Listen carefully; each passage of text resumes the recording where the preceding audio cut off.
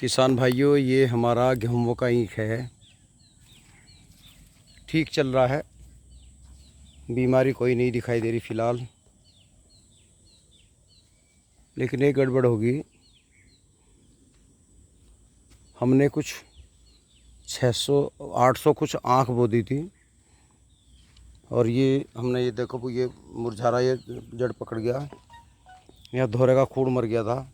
ये बोया, ये सब जड़ पकड़ गए, और आगे भी बोए, ये बो दिया। ये देखो, ये सारे बोए हुए हैं। ये खूड़ खाली था, लेकिन अब ये खूड़ भर गया, पूरा खूड़। तो भाइयों देखो, ये भी हैं, ये हो जाएंगे। इधर भी बोए हमने, ये पूरा खाली था। यहाँ दोबारा बोने से ये सारे जड़ पकड़ गए, ये हो जाएंगे। लेकिन पूरे खेत में हम नहीं कर पाए। कारण क्या है? ये नर्सरी हमारी कम होगी। अगली साल के लिए एक सबक मिल गया। कम से कम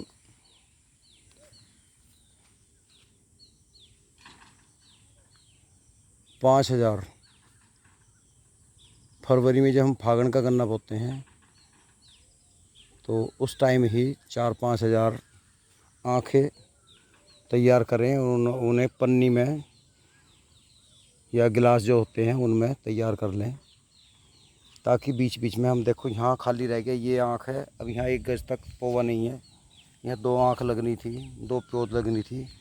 यहाँ 1 लगनी थी ज़रूरी, इधर 1 लगनी थी। तो ये गैप रह गया बहुत ज़्यादा, इसकी पूर्ति नहीं हो पाई।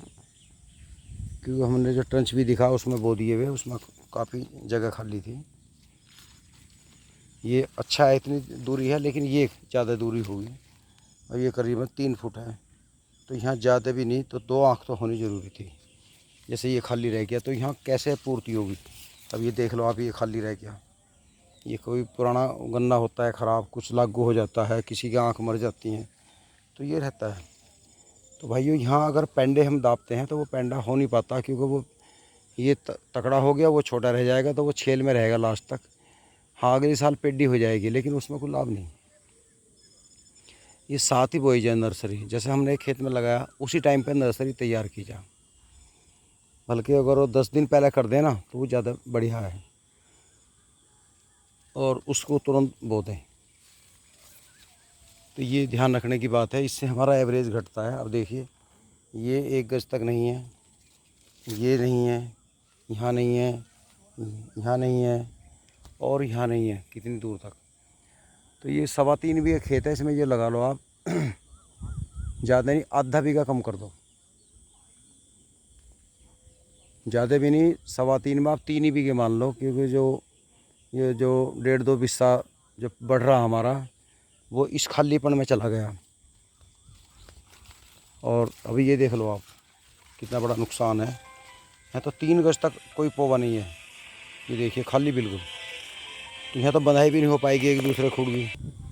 तो भाइयों, ये बहुत बड़ा लॉस है किसान को।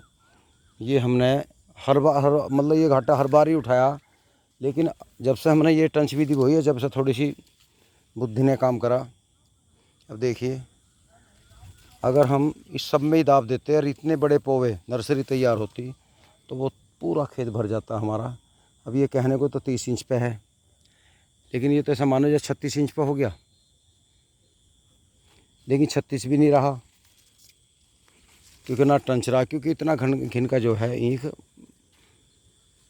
फैलाव कम होता है, ब्यांत भी कम होता है। जैसे मैं हमने देखा है, हमारा जो ट्रंच विधि का गन्ना अब आकर हमें संतुष्टि हुई है। इतना कड़ुब्बा ब्यांत कर रहा है वो, आप यकीन नहीं करेंगे। इसमें वो ब्यांत नहीं है, क्योंकि इसमें जब पत्ते आपस में अड़ जाना, एक किस्म से इनमें लड़ाई से शुरू हो जा पेड़ में। तो किसी ने बताया कि गन्ने का पत्ता नहीं अड़ना चाहिए। तो आप बाग की बात देख लो, अगर बाग के या बाहर लगाते हो खेत के किनारे, अगर भी आपस में टहने अड़ जाते हैं, तो उसकी मोटाई नहीं बढ़ती, फैलता नहीं फिर वो पेड़। तो ऐसे ही गन्ने का, अब देखिए आपस में पत्ते मिल गए, तो एक किस्म से इनमें लड़ाई शुरू होगी दोनों में से। तो इसमें कुछ छेल मानते हैं।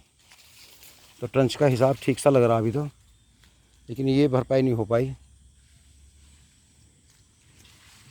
अब ये हमने धोरा दाब दिया, लेट दाबा वैसे, पर ये हो जाएगा। काश ऐसे ही हम और नर्सरी तैयार कर लेते। वो तो 800-700 आँख मैंने ही वैसी दाब दी थी और वो ये कामयाब होगी। तो भाइयों, अगर आप गन्ने की खेती कर रहे हैं या कोई भी सब्ज़ी का काम कर रहे हैं तो कुछ एक्स्ट्रा प्योर ज़रूर रखें ताकि वो समय पे काम आए। अभी हमारे यहाँ एक ने मिर्च बो रखी थी, कुछ पेड़ मर गए, तो वो मिर्चों की प्योत दाब रहा। मैं ये क्या, उनको जी ये कुछ मर गई बारिश से, और मेरे पास 500-700 पेड़ फालतू थे, मैंने अब ये दाब दिए तो वो पूर्ति हो गई। तो बहुत अच्छा लगा। तो किसान भाइयों, इन बातों का ज़रूर ध्यान रखें। अगली बार अगर आपका गलती होगी तो अगली बार नर्सरी तैयार रखें। ठीक है जी, नमस्कार।